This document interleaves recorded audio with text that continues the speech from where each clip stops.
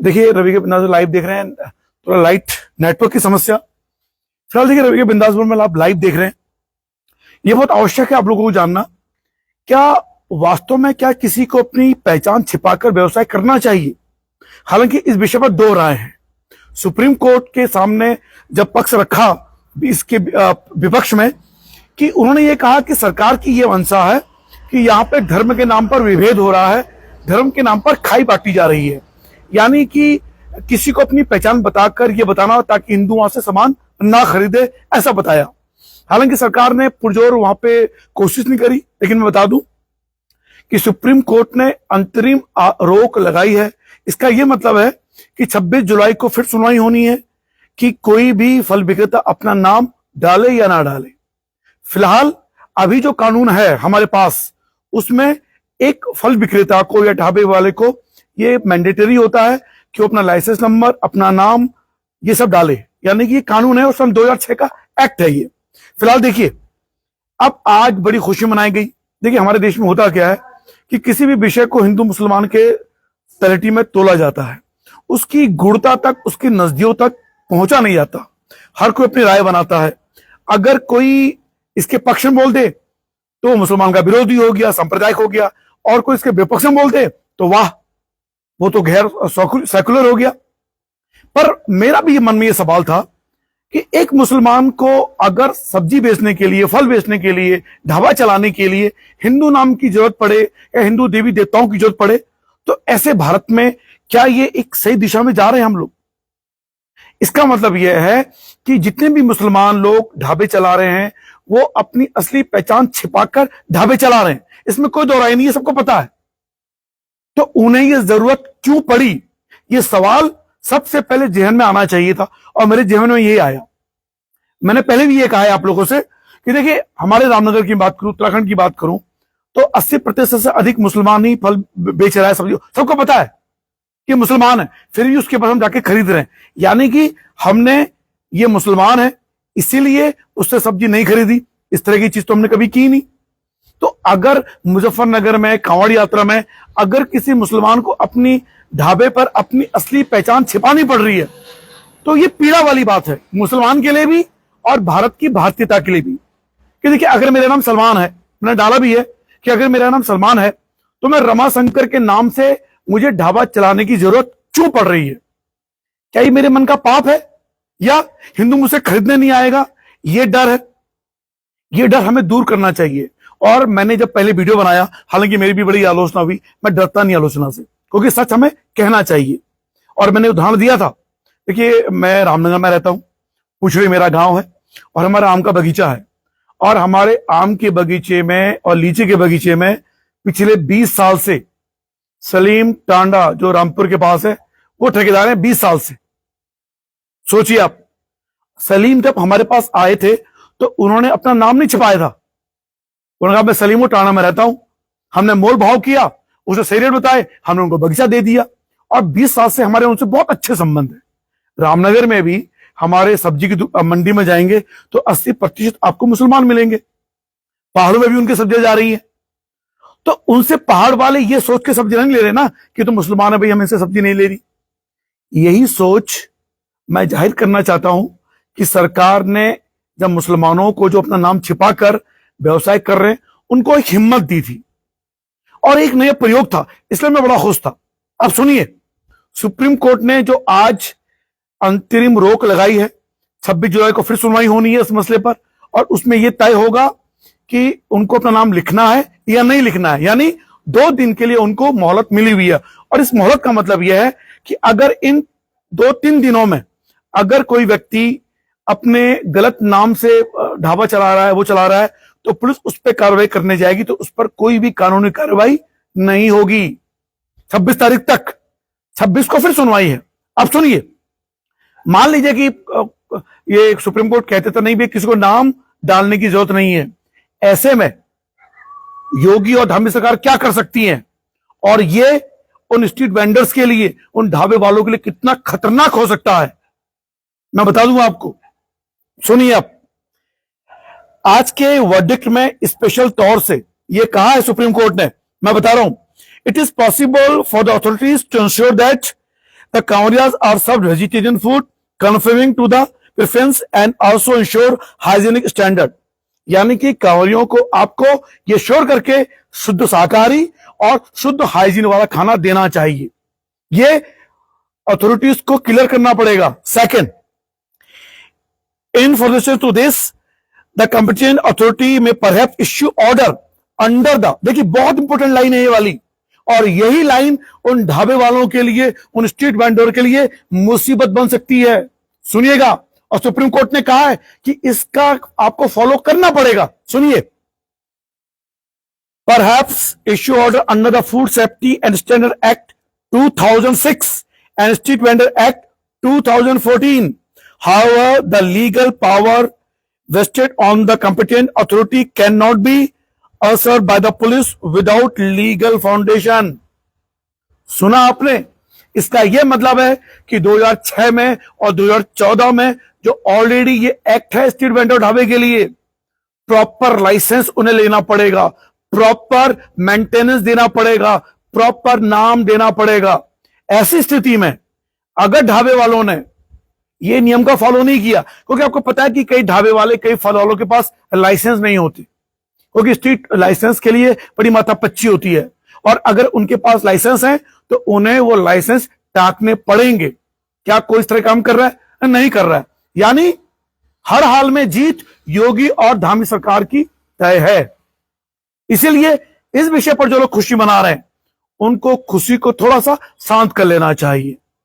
दूसरी बात, यह बात एक सामाजिक दायरे पे जाएगी कि अगर मैं सलमान हूं तो मैं रमाशंकर के नाम से दुकान क्यों चलाऊं, मैं वैष्णो ढाबा के नाम से क्यों चलाऊं, मैं नीलकंठ महादेव अग्रवाल स्वीट कॉर्नर या कोई भी नाम से मैं क्यों चलाऊं। यह नाम छिपाने की मुझे क्या जरूरत है? इसके दो मायने हैं। एक, या तो मेरे मन में चोर है, दूसरा मेरे मन में यह डर है कि अगर मैंने मुस्लिम नाम से डाला तो ये हिंदू मेरे से सामान खरीदने नहीं आएंगे। यही डर है। तो इस डर को निकालना पड़ेगा मुसलमानों को। मैं फिर कह रहा हूं, हम बड़े गर्व से, जो हमारे मुसलमान सब्जी लेने वाला आता है और जो सब्जी दुकानदार है उससे हम लेते हैं, हमें पता है ये मुसलमान है तो भी हम लेते हैं, क्योंकि ये भरोसा एक दुकानदार को अपने ग्राहक से बनाना पड़ेगा। और मान लीजिए कि मैं सलमान हूं और रमाशंकर के नाम से मैंने दुकान चलाई हुई है, कोई ग्राहक इसलिए आता है कि रमाशंकर की दुकान है, और वहां जब मैं लेता हूं मुझे पता रहता है यार तो सलमान है, तो मेरे अंदर कितनी पीड़ा होगी, दर्द होगा, नफरत पैदा होगी। लेकिन आप, मुझे पहले से पता है कि तो सलमान है। मैं फिर आपके वहां खाना खाया, मैंने पूछा भैया शाकाहारी खाना मिल रहा है? बोला बिल्कुल सब है शाकाहारी खाना। तो मैं आपके पास शान से जाऊंगा और मैं पैसा भी आपको दूंगा। ऐसे में उस मुसलमान दुकान के पास जो डर है अभी तक, वो डर भी दूर हो जाएगा। लेकिन यह बात समझाए कौन? विपक्ष ने इस वाले मामले को सांप्रदायिक तनाव वाला बना दिया। हर मुसलमान यह समझने लगा कि यार बीजेपी यहां तो बड़ी खतरनाक कर रही है, बाकी लोग कर रहे हैं। मैं ये मुसलमानों से यह पूछना चाहता हूं कि मान लीजिए कि आप किसी धार्मिक यात्रा पे हैं, एक दुकान है और वो दुकान है हिंदू की, लेकिन उसने नाम लिखा हुआ है किसी मुस्लिम नाम से, ढाबा मीट की दुकान खोल रखी है, और आपसे बातें भी उसी लहजे में कर रहा है, पर असल में वो हिंदू है और वो हलाल नहीं झटका कर, तब क्या करेंगे आप? आपको बुरा लगेगा।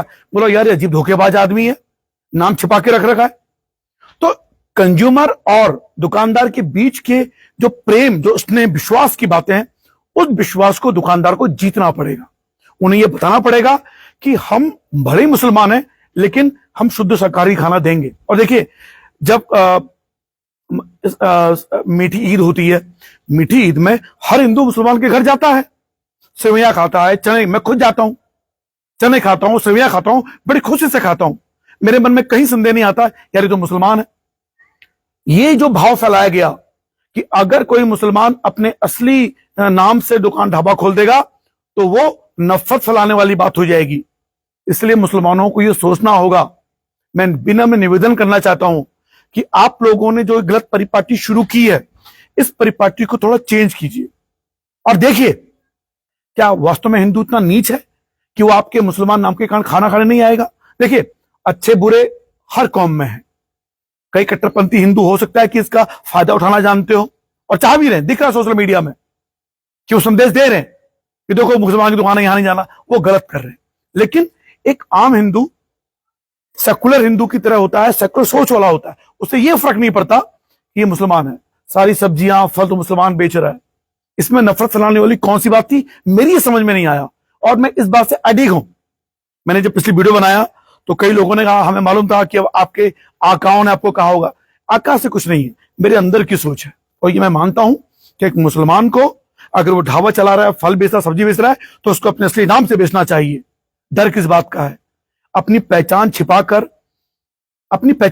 जो रहते हैं ना, उनसे दर्द पूछिए कि वो अपनी पहचान जाहिर नहीं। तो मुझे कहीं ना कहीं उन मुसलमानों की पीड़ा भी नजर आती है कि उन्हें मजबूरी में अपना नाम छिपा के रहना पड़ता है कि यार हिंदू अगर हमारा असली नाम से देख लेगा। क्योंकि डर फैलाया किसने? ये डर इन्हीं गैर भाजपाई लोगों ने आपके मन में बसा दिया है कि हिंदू आपकी दुकान में खाना खाने नहीं आएगा अगर आपने अपना असली नाम बता दिया तो। अरे बिल्कुल आएगा, मैं आपको बता रहा हूं, बिल्कुल आएगा। सब्जियां देख लो जी, आपके वहां जो दुकानें हैं सब्जियों की, सारा हिंदू खरीदना आ रहा है। मैंने पिछली वीडियो में भी बोला और इस वीडियो में भी बोल रहा हूं, हमारा अधिकतर हिंदू मीट लेने के लिए मुसलमान की दुकान में जाता है। उसे पता ही कि मुसलमान की दुकान है, फिर भी वहां जा रहा है। तो अगर कोई मुसलमान मीट की दुकान में नाम बदल के रख देगा तो क्या उसका मीट नहीं बिकेगा? मीट तो फिर बिकना है, तो अपनी असली पहचान से बेचिए। तो मैं विनम्र निवेदन करना चाहता हूं कि इस वीडियो को मुसलमान जरूर शेयर करें। और कांवड़ यात्रा में जितने भी इलाके हैं, देखिए सुप्रीम कोर्ट ने अंतिम रोक लगाई है। अगर आप असली नाम से अपने ढाबे चलाएं, रेस्टोरेंट चलाएं, और अगर आपके वहां हिंदू नहीं आ रहा है तो ये प्रयोग तो करके देखिए आप लोग, विनम्र निवेदन है आपसे। ये बाकी लोग क्या कह रहे हैं, देखिए मैं आपको बता दूं कि कोई भी राजनीतिक दल, कोई भी ऐसा बुद्धिजीवी बढ़ चुके हैं जिन्होंने ये मान लिया है कि बीजेपी नफरत फैलाती है, जिन्होंने ये मान लिया है कि ये बीजेपी वाले ऐसे हैं, तो वो क्यों आपको बीजेपी के हर कदम की तारीफ करेंगे, क्यों उस पर बताएंगे?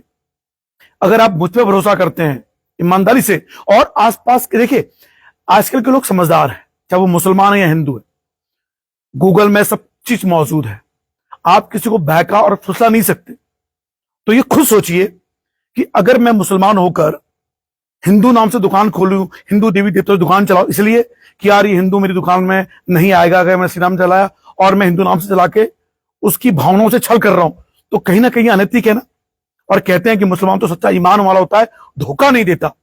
तो अगर पाक कुरान में ये लिखी हुई बात कि हमें धोखा नहीं देना है किसी को, तो आप वो ईमान लाइए अपने अंदर और ईमानदारी से अपने नाम के साथ दुकान खोलिए। और उन नफरती चिंटुओं को जो इस मामले पर सरकार को बदनाम करके हिंदू मुसलमान के बीच तनाव पैदा करना चाहते हैं, उनको सबक सिखाइए कि नहीं, कि हम मुसलमान हैं, हम अपने कस्टमर को धोखा नहीं देंगे, हम अपने असली नाम से चलाएंगे। अब उस हिंदू की इच्छा है वो आए या ना आए, हम पक्के ईमान के साथ, सच्ची मित्रता के साथ उन्हें वास्तव में शाकाहारी खाना खिलाना चाहते हैं। तो बताइए क्या दिक्कत है? इसीलिए मैंने पहले भी कहा, अब भी कह रहा हूं, मैं सरकार के साथ इस मामले पर बिल्कुल सरकार के साथ हूं। और मैं चाहता हूं कि हर व्यक्ति जिस नाम से उसी नाम की उसकी दुकान होनी चाहिए, ताकि हमें यह सच पता चल सके कि वास्तव में क्या हिंदू मुसलमान नाम देख के डर जाएगा। इसलिए मैं आपसे कहता हूं, मैं भुक्तभोगी हूं, मैंने खुद देखी थी ये चीज। जब मैंने गया वहां द गुरु नानक ढाबा देखा, मैं चला गया कि शाकाहारी खाना होगा। जब मैंने पेमेंट बिल किया तो वहां नाम आया मुसलमान मुश्ताक का, मुझे बड़ा अजीब लगा। तो मैंने कहा यार तुम कम से कम गुरु नानक क्यों लिखा हुआ आपने? वो हंस दिया था, उसने कोई जवाब नहीं दिया। तो इसलिए मैं कहता हूं कि अगर मुझे पता है कि यार जैसे कई हमारे वहां मुस्लिम चाय वाले होते, मैं जाता हूं भी चाय पिलाऊं, मुझे पता मुसलमान है, तो क्या दिक्कत है? ये हमें अपनी इंसानियत दिखानी होगी। ये डर हमें, देखिए अगर कट्टरवादी हिंदू, उन्हें ये लगता है कि देखिए ये तो मुसलमान की दुकान है, यहां मत खाओ, लेकिन जो हिंदू भूखा होगा, प्यासा होगा, और जिस हिंदू को दिख रहा है कि दुकान साफ सुथरी है, जैसे सुप्रीम कोर्ट ने भी कहा है हाइजीन है, शाकाहारी है, तो क्यों नहीं आएगा आपकी दुकान में? पक्का आएगा। एक बात और कह के मैं खत्म करता हूं इंटरव्यू। दिल्ली के विनोद नगर में एक दुकान है नजीर नाम से, मीट की दुकान है, और आप यकीन नहीं करेंगे उसके वहां मीट बनता है तो 90% हिंदू उस नजीर की दुकान में खाना खाने आता है। उसे पता ही है मुसलमान की दुकान है। तो बताइए, हिंदू तो वो कौम है जानती है। इसीलिए अगर सरकार ने आपको कह दिया कि नाम छिपाओ तो नाम दिखाओ अपना, तो क्या चिंता थी? इसमें इतनी हाय तौबा क्यों थी? लेकिन कुछ पत्रकार, बुद्धिजीवी लोगों ने भड़काया, उकसाया और माहौल ऐसा बना दिया। तो अगर खुले दिल से अगर आपको रहना है, इंसानियत के तौर पे रहना है, तो क्या दिक्कत है अपने नाम जाहिर करने में? और अगर आपको ऐसा देखना है तो मैं आइए कभी मुजफ्फरनगर वालों को मैं कहता हूं रामनगर आइए कभी और देखिए यह माहौल। यहां हिंदू मुसलमान आपस में किस भाव में रहता है। सारी सब्जियां अधिकतर मुसलमान बेच रहा है, लोग जा रहे हैं खरीदने के लिए, ये जानते हुए कि मुसलमान है, क्योंकि भाव में यह है कि यार ये अपना बंदा है, भरोसा है कि गलत नहीं करेगा। फिलहाल पहला भरोसा ये होता है जब अपने आप नाम ही छिपा रहे हो, पहचान छिपा रहे हो, यानी कहीं ना कहीं डाउट पैदा होता है और उन कट्टरपंथी हिंदुओं को ये कहने का मौका मिल जाता है, देखो इसने अपना नाम छिपा दिया, इसने अपनी पहचान छिपाई है, ये तुम्हारे अपने नहीं है। उन लोगों को भी आप सबक दे पाओगे। लेकिन क्या करें, मेरे इस कमेंट पे आप जरूर डालिएगा और देखिएगा कि किस तरह की टिप्पणियां आ रही हैं और दिल से अपने आप अवलोकन करके कीजिएगा, क्या मुझे मेरा नाम छिपाकर दूसरे नाम से व्यवसाय करना चाहिए? बिल्कुल नहीं करना चाहिए। ये अंतरात्मा की आवाज आती है, आप जो हैं जैसे हैं सामने हैं। और हां, अगर आप असली पहचान में आते हैं और हिंदू वहां से कट रहा है, फिर वास्तव में यह शर्मनाक बात है मेरे भारत की मिट्टी के लिए, मेरे भारत की संस्कृति के लिए। फिलहाल 26 जुलाई को फैसला आने वाला है। अभी तो ये अंतरिम फैसला था, 26 जुलाई को क्या फैसला आता है। लेकिन अगर 26 तारीख को फैसला आता है कि नहीं, बिल्कुल नाम नहीं लिखना है, तो बता दूं 2006 के एक्ट में धार्मिक और योग्य सख्त हो जाएंगे। फिर कोई भी दुकानदार बिना लाइसेंस के दुकान नहीं चला पाएगा। फिर तो उसको, क्योंकि देखिए सरकार सबसे महत्वपूर्ण होती है, शासन प्रशासन उसी के हाथों में है। फिर क्या करेंगे आप? फिलहाल जय उत्तराखंड, जय भारत, जय इंसानियत।